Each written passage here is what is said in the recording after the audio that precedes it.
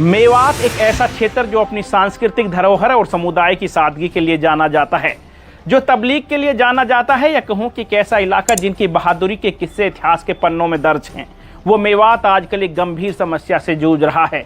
यह समस्या नशे की लत है, जिसने यहाँ के युवाओं और समाज के ताने बाने को बुरी तरह प्रभावित किया है। हैरानी की बात यह है कि इस बढ़ती हुई समस्या के बावजूद प्रशासन ने अभी तक कोई सख्त कदम नहीं उठाया है। इसका परिणाम यह है कि नशे के धंधे से जुड़े लोगों के हौसले बुलंद हैं और वो बिना किसी भय के अपने अवैध कामों को अंजाम दे रहे हैं। शिकारपुर, सबरस, पचगांव से लेकर उटावट, सिकरावा, नगीना, सिंगार, रूपड़ा का सहित तमाम बड़े गांवों में नशा धड़ल्ले से बिक रहा है।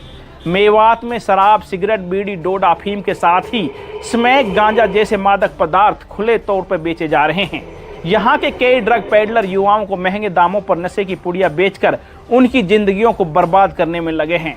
यह नशा एक धीमे जहर की तरह है जो धीरे धीरे गाँवों में युवा पीढ़ी को अपनी गिरफ्त में ले रहा है। कई युवक इस दलदल में फंसकर अपने भविष्य को अंधकार में धकेल रहे हैं। दोस्तों, नशा सिर्फ पारंपरिक शराब और अफीम तक सीमित नहीं है। कोरेक्स, ट्रामाडोल, बॉम्फिक्स और सॉल्यूशन जैसे पदार्थों का भी नशे के रूप में जमकर इस्तेमाल किया जा रहा है। इन पदार्थों का सेवन कम लागत में ज़्यादा नशे के लिए किया जा रहा है। इसका सीधा फायदा दुकानदारों और मेडिकल स्टोर के मालिकों को हो रहा है।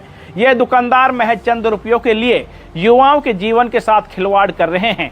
उदाहरण के तौर पर खांसी के लिए इस्तेमाल किए जाने वाला सिरप कोरेक्स, जो आमतौर पर 30 से 35 रुपए में उपलब्ध होता है, नशे के लिए 100 से 150 रुपए में बेचा जा रहा है।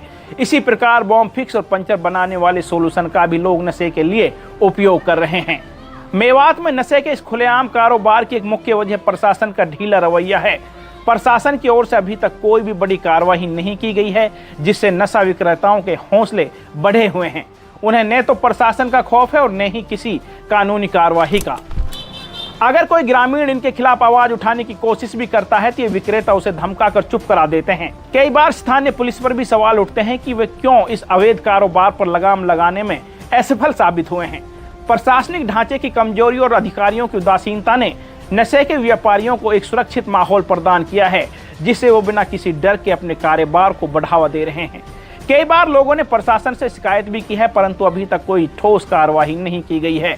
नशे का यह संकट मेवात के सामाजिक ताने बाने पर गहरा प्रभाव डाल रहा है। खासकर गांवों की युवा पीढ़ी इस लत की चपेट में आकर अपनी पढ़ाई, कामकाज और जिम्मेदारियों से विमुख हो रही है। यह स्थिति न सिर्फ युवाओं के व्यक्तिगत जीवन को प्रभावित कर रही है, बल्कि पूरे समाज पर भी इसका नकारात्मक असर पड़ रहा है। कई परिवार इस कारण आर्थिक और मानसिक परेशानी का सामना कर रहे हैं। नशे की वजह से अपराधों में भी इजाफा देखा जा रहा है।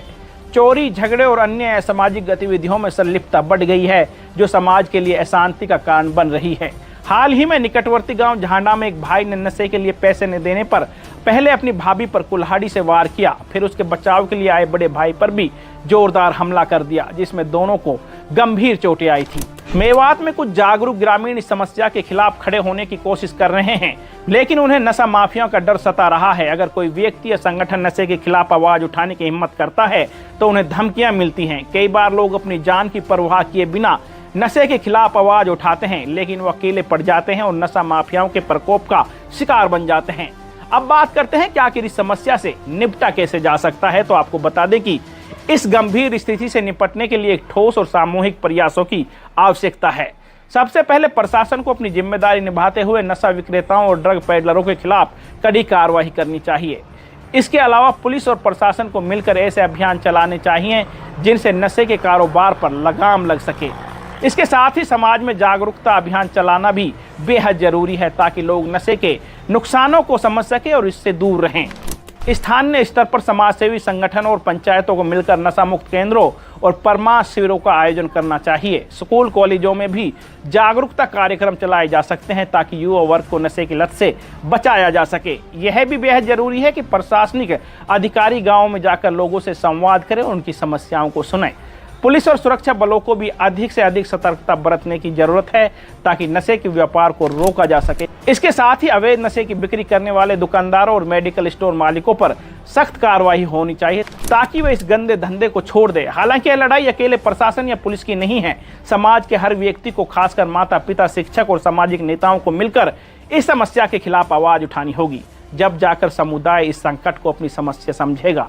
इसके समाधान के लिए सामूहिक प्रयास नहीं करेगा, जब तक इस स्थिति में सुधार की संभावना बेहद कम है। ठोस प्रयासों से मेवात को नशे की गिरफ्त से मुक्त किया जा सकता है। यहाँ के युवाओं की एक बेहतर भविष्य की ओर अग्रसर किया जा सकता है। साथ ही वीडियो में यहाँ तक बने रहने के लिए बहुत बहुत शुक्रिया। हो सके तो वीडियो को शेयर कर दे और चैनल को सब्सक्राइब कर ले। आपका बहुत बहुत धन्यवाद, बहुत बहुत शुक्रिया।